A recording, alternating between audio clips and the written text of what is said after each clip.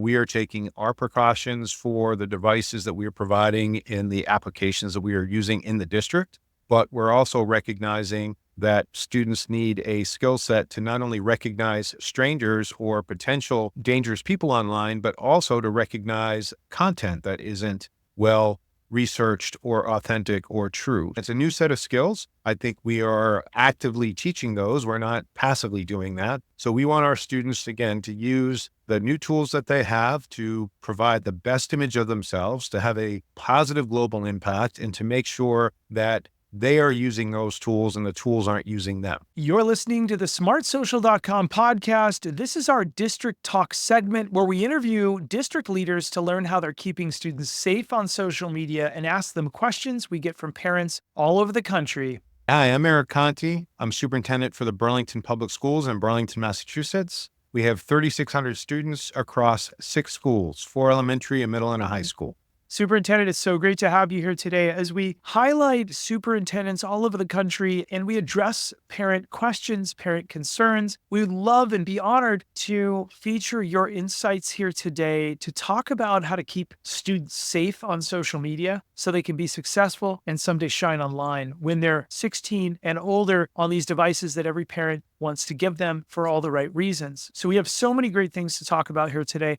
Superintendent, the first thing I want to dive into and ask you is, here's one of the questions parents give us all the time. It's about shining online. What advice do you have for parents and students to help students use social media in a positive way?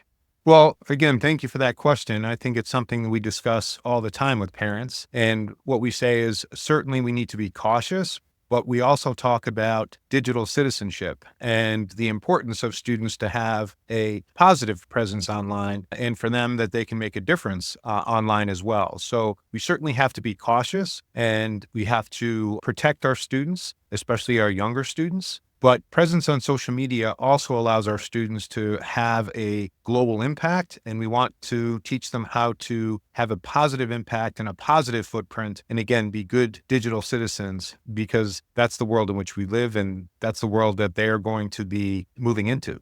Yeah, so true. The next question that we get a lot for those of you watching, parents all over the country, and this is a no shame podcast. We meet everybody where they're at, but we get this question a lot to our viewers. What makes these apps so addictive? A lot of parents ask us. Well, let's hear from some real students as they explain why they can't stop scrolling. I think the most addictive part about social media is the constant new content that you see. You're always being introduced to new content, especially on apps like TikTok. I think the short videos, when they end so quick, you start to lose your ability to have a longer attention span. I've caught myself finding long TikTok videos and I can't stand watching the whole thing. This generation really adapted to the fact that we don't have a large attention span. We really only concentrate for 30 seconds. So getting information that quickly, I think, enables us to just want to keep watching more. You don't even need to care about what they're presenting to you, but just the fact that you can sit there and watch it and you're oddly enjoying it. Social media is pretty addictive. People said it's like a drug. So it is addictive because you can't stop watching it. Your mind just plays on loop and it enjoys the fulfillment of everything firing in your brain to just keep watching. So true and so interesting. Here's another question for all of our listeners that we get.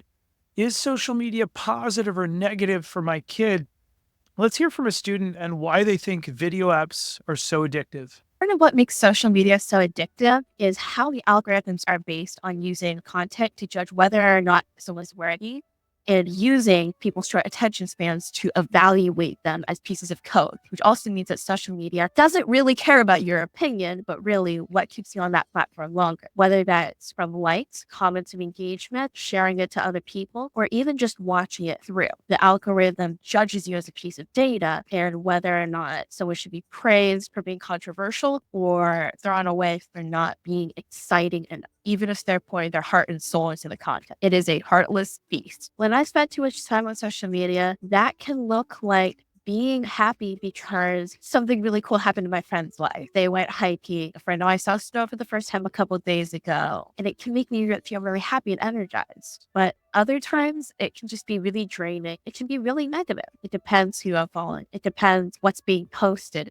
So interesting. So, Superintendent, I'd love to ask you, now that we've looked at those 2 clips and our biggest parent questions and concerns, I want to talk about screen time with you and get your insights. What are your tips that parents can do to better manage screen time at home? I think that's a difficult challenge for many parents. I certainly think in some of our work is actually very basic in this area when we talk about student sleep, believe it or not, and the need for adolescents to get enough sleep. So we've talked about parents and asked them to really take control of their children's devices after a certain time at night. And that means really taking them away and putting them in a different room or a different space and allowing their students to get a good night's sleep is sort of one thing that we've promoted in our district. We've actually delayed the start of our high school time to after 8:30. So our high school starts at 8:40 in the morning, and we felt like our teenagers are getting better sleep because of that. So I know you asked me about apps and electronic devices, but we've taken that down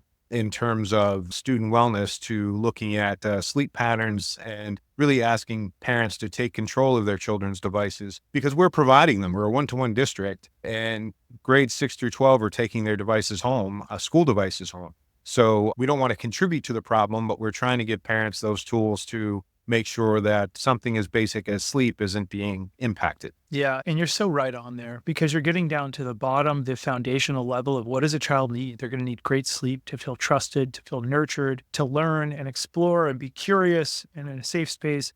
I love that. And really, we're only asking about screen time because it does have a lot to do with rest, which is exactly what you hit on, and also real friendships and so on. For all of our parents who are watching this right now, remember if your school district is a current partner of ours, that we host weekly live parent events and replays. So all kinds of different topics we'll talk about in a second. We have teen-led video lessons. You just saw two of them, real teens in our program each week. And we have a premium parent newsletter, which is wildly successful. Parents love it. Here's what real principals say. And we hope that your principal in your community says something like this about the live events.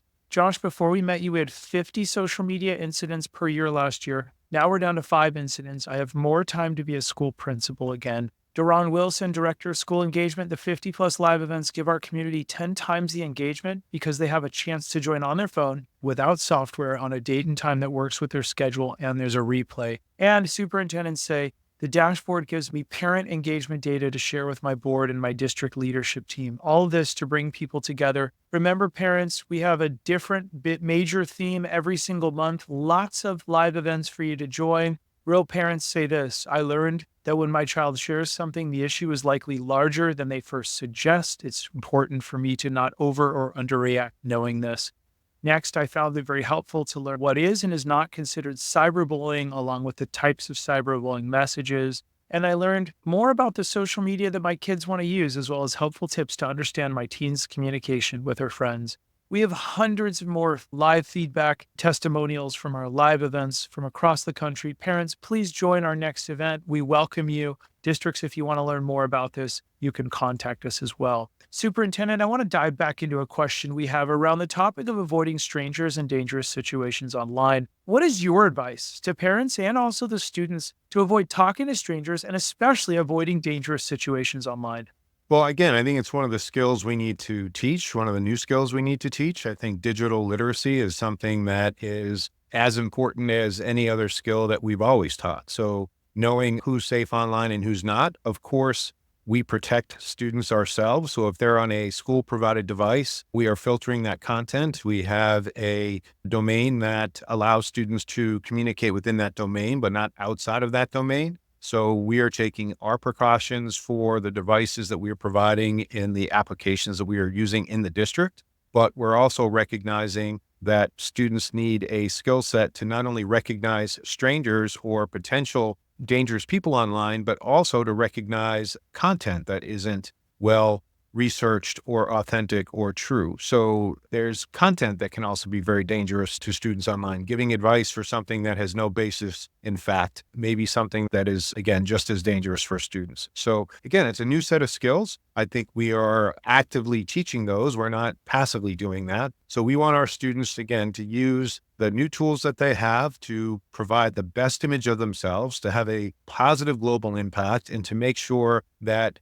they are using those tools and the tools aren't using them. So those are the skills that we're trying to teach now. And again, as importantly as many of the other content-based skills that we've always taught. Yeah, well said. There's so much to look out for as we're avoiding strangers, dangerous situations, and everything else. Now, let's talk to all of our partner school districts. Thank you to many of you for partnering with us with our cell phone free solution for school districts. Superintendents like Dr. Don Austin in Palo Alto School District asked us for a solution that helps teachers get students focused in the class. Parents were concerned that a magnet pouch restricts their children from contacting them in an emergency. So our hybrids Velcroed pouches offer that hybrid solution, helping teachers instruct, and in an emergency, students can pull their phones out of a Faraday case if they need them. This provides support to the teachers, allows kids to focus in the class, and also allows kids to start thinking about how do I responsibly reduce all of these notifications in certain situations so that when they're in college, they're ready for the real world. All right, Superintendent, we're back to you. The next question I have for you is about being cell phone free. What's been your district's approach or journey to going cell phone free in the classroom?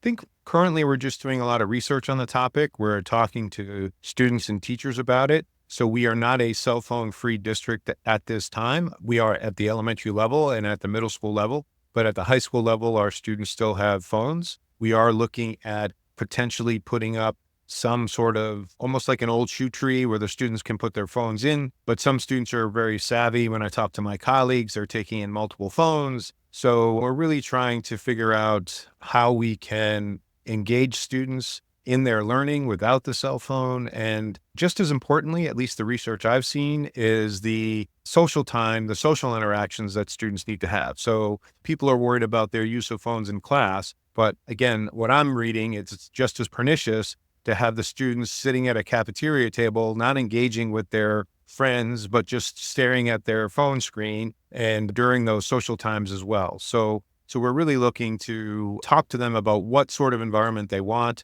make them a part of the solution and the conversation, because they really need to have that agency in terms of their learning environment. And so I guess we're not a leading district in the cell phone free environment, but we're certainly studying it. We're trying to learn as much as we can, and we're trying to involve the students in the solution. So well said, and a great way to tie it together. Superintendent, thanks for joining us here today.